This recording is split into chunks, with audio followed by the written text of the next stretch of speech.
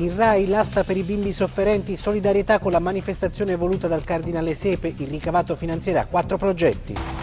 Lo avete sentito dai titoli, saranno 4 i progetti finanziati con il ricavato della tradizionale asta di beneficenza. Si va dai macchinari per la cura del diabete, del tumore e delle malattie del sangue all'Università Vanvitelli, all'impianto video per collegare famiglie e piccoli ricoverati al Santo Bono, al videogastroscopio pediatrico per la Federico II fino alle attrezzature per la distrofia muscolare all'ospedale dei Colli. Solidarietà ma anche spettacolo. Questa sera in diretta dall'auditorium è collegato Guido Pocobelli Ragosta. Te la linea, Guido.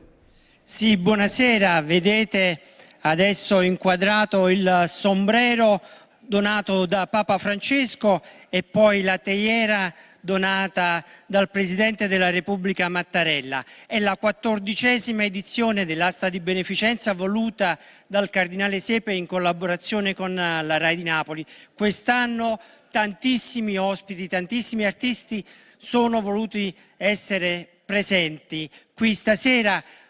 Come ancora una volta regina della serata sarà Veronica Mazza. A lei do l'incarico di dire quanti e quali sono gli artisti che sono presenti stasera, Veronica. Buonasera Guido, stasera è una serata straordinaria, è la 14ª asta di beneficenza dedicata ai bambini.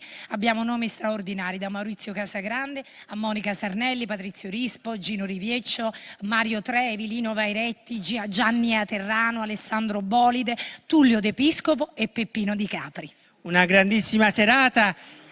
Ci siamo ancora, Iosanna, il Giardino dei Semplici, insomma, poi abbiamo Marti e le Four Roses. Spero di non sbagliare, sono davvero tanti, quindi rimanete con noi.